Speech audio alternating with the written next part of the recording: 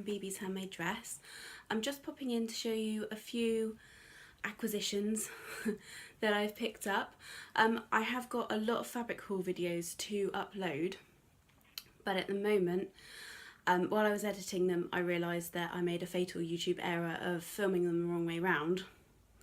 So they're going to be redone. So if you see me wearing this outfit, then it's because I've refilmed a lot of my fabric hauls that I did from before.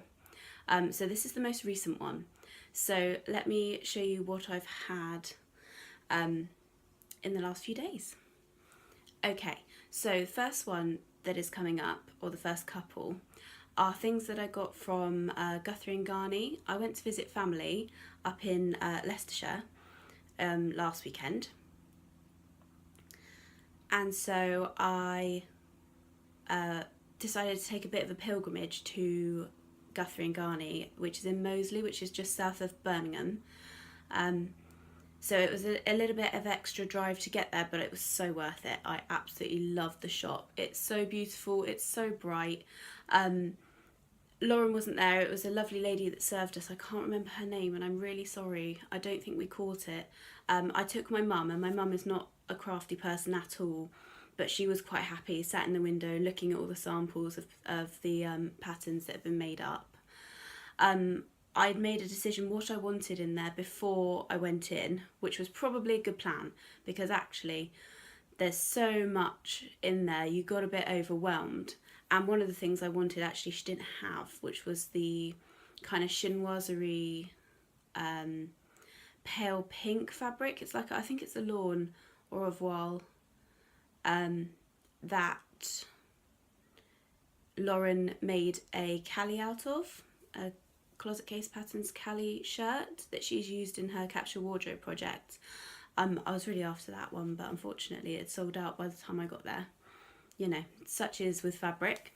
But I did get two things that I'm really pleased about. So the first one being a plain fabric, which for me recently is revolutionary. Normally I sew all the plains, but recently I've picked up all the prints, as you can probably tell.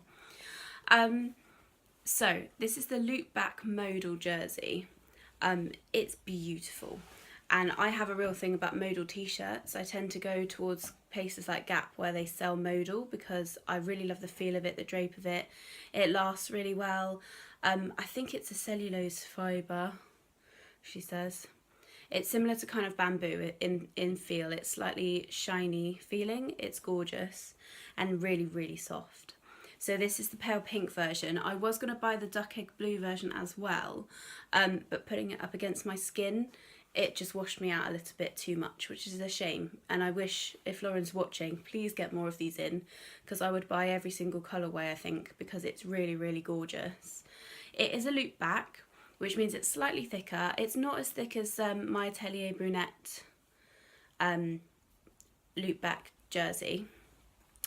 It is, however, if you can see, a loop back on the reverse, which means it's ever so slightly fluffy, which is lovely if you're thinking kind of wintry autumn clothes, or just a cardigan or something to wrap around you when you're chilly. This, I think, is going to be either a jumper of some description or a cardigan. I've seen people make toaster sweaters out of this sort of loop back, as well as Linden's from Grainline Studio, you know, with the raglan sleeves. Both look lovely. I tend to wear cardigans more than I wear jumpers, but it is that sort of that lightweight where you could make it a kind of a chunky top in the winter. So I really love that. That is fabulous. So I was quite restrained in Guthrie Ghani. I only bought two fabrics. The first one being the loop back, and this one is a cotton and steel, which I've not seen anywhere else actually, which surprises me. But Lauren made a Pauline Alice shirt, and I can't remember the name of it, out of this anyway, and it's gorgeous, and I saw the sample in the shop and it really is lovely. And that's this cotton and steel lawn. It's cotton and steel lawn, and it's got this amazing constellation style print on it. So this was listed as having a fault, which is something that happens from time to time. Sometimes the printing goes a little bit awry. On the website it looked much worse than it was, so I hadn't purchased it online for that reason. But it is just a very faint line every few inches, I would say, but it's very subtle, and you really, if I hold it up to the camera, it's unlikely you'll see it. It's very, very subtle, and when I saw it in real life, there was really no reason why you would notice it if you wore it. So I went ahead and bought it. I think it was reduced down to 22 a metre, something like that, which obviously is expensive, but I think it's worth it because I know cotton and steel is expensive anyway, and I really like this. It's a really unusual print. It's got those colours that I love, all the corals and the blues and the pinks, on a navy base, and navy is my favourite base colour at the moment. I can't really wear blacks and those sorts of tones, but the blues are much better for me. So I'm going to probably make a shirt in this, possibly another Melilo, or potentially a Cali if I get up to sorting my Cali pattern out. So that's that one.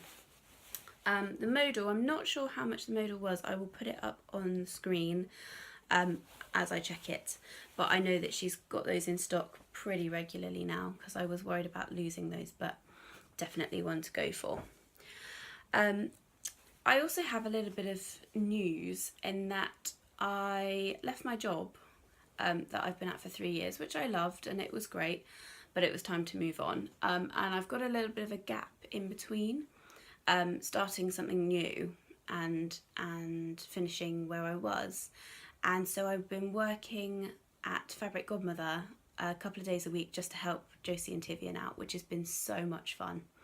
But somebody was putting up on Instagram the other day, they'd seen that Josie had the cocktail, is it cocktail o'clock that she calls it, the crepe, back in stock, and I happened to be working that day and I'd been waiting for this one too.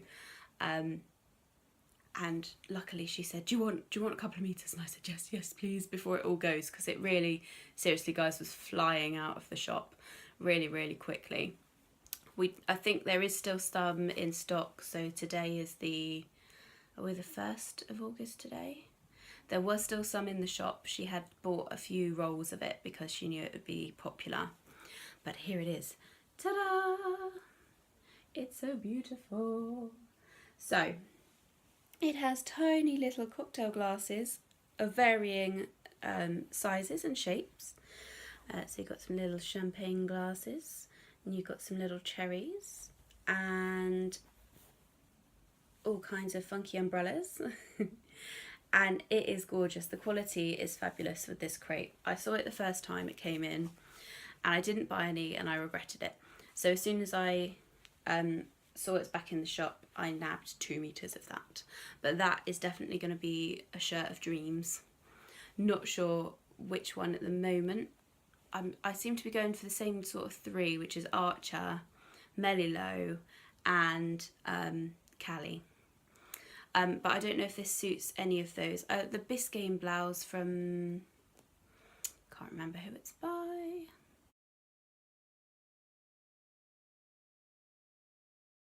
But the Biscayne blouse definitely is one that is really pretty with the gathers at the shoulder, and maybe something like that would be nice for this. I have a Jules shirt that has a